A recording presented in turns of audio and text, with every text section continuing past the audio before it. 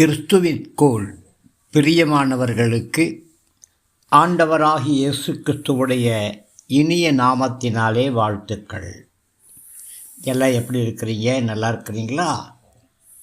இந்த நாளின் தியானத்திற்காக நாம் எடுத்துக்கொண்ட வேத பகுதி லூக்கா சுவிசேஷம் 1ஆம் அதிகாரம் 38வது வசனம்.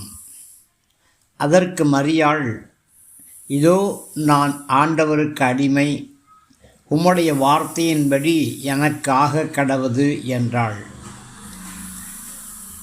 பிரியமானவர்களே, இயேசுவின் அன்னையாகிய மரியாள்,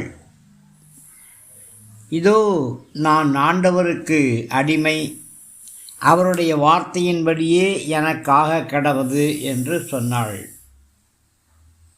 மரியாள் மனிதனாக வந்த கிறிஸ்துவுடைய தாயார் மட்டும்தான்.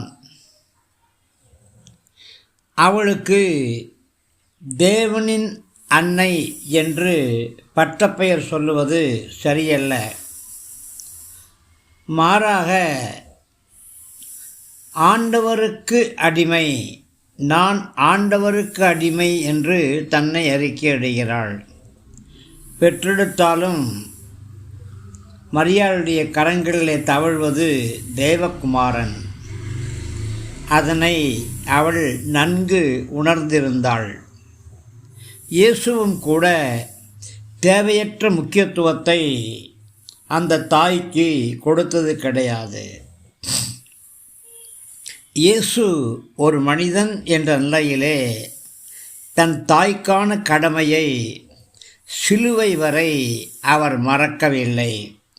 ஆனால் தேவன் என்ற நிலையில் அவளை விட சிறந்த பதவிக்குரியவராக அவரை விசுவாசிக்கிறவர்களை குறித்து அவர் கூறுகிறார்.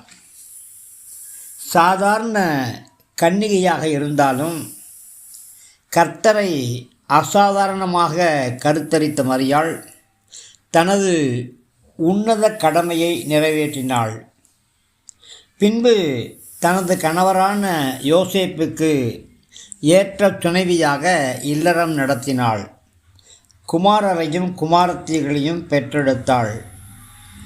யாக்கோப்பு, யோசே, யூதா, சீமோன் ஆகிய ஆண் பிள்ளைகளையும் சில பெண் பிள்ளைகளையும் அவள் பெற்றெடுத்து அவர்களுக்கு சிறந்த தாயாக விளங்கினாள்.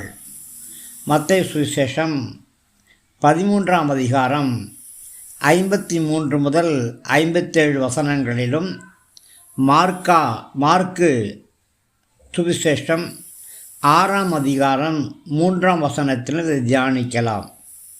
இயேசு கிறிஸ்து அவளுக்கு ஒரே பேரானவர் அல்ல, முதல் பேரானவர் மாத்திரமே. லூக்கா 2:1, யோவான் 2:12, மத்தேயு 12:16 ஆகிய வசனங்களும் அவர்கள் அனைவரும் குடும்பமாக வாழ்ந்த நிலையை உறுதிப்படுத்துகின்றன.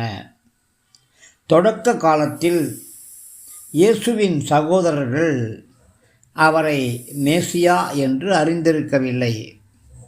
யோவான் 7:36 இதை நீங்கள் வாசிக்கலாம். யாக்கோப்பு, யூதா ஆகிய நிருபங்களை எழுதியவர்கள் அவரது சகோதரர்களே என்பது வேதாகம அறிஞர்களுடைய கூற்று. எனவே மரியாளை அவளுடைய மனித தன்மைக்கு அப்பாலே உயர்த்துவது வேதாகமத்தின் அடிப்படையிலே தவறு. அவளை அமலோற்ப மரியாள், ஜென்ம பாவம் இல்லாதவள், நித்திய கன்னிகை என்பதெல்லாம் தவறானவை. ரோமர் 3:23, மார்க் 6:3 வாசிக்க வேண்டும். மரியாள் நமக்காக வேண்டுதல் செய்வாள் என்பது ஆவி வழிபாட்டின் தொடர்புடைய புறமினத்தாருடைய வழக்கம்.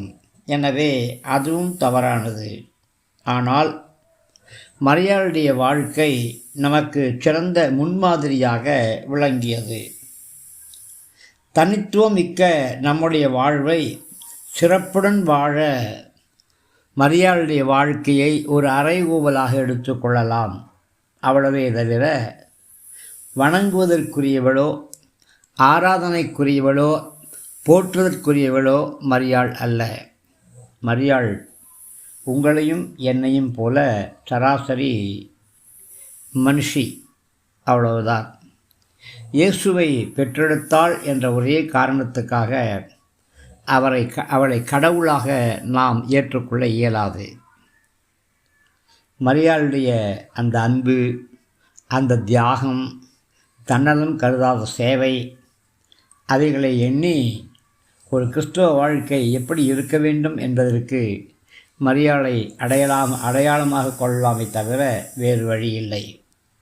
மரியாள் நல்ல ஒரு குடும்ப பெண்மணி, ஆண்டவருக்கு அடிமை என்று சொன்னவள். அவருடைய வார்த்தை என் வாழ்க்கையிலே நிறைவேறட்டும் என்று தன் வாழ்க்கையை அர்ப்பணித்தவள். கர்த்தர் உங்களை ஆசீர்வதிப்பாராக. ஆமேன்.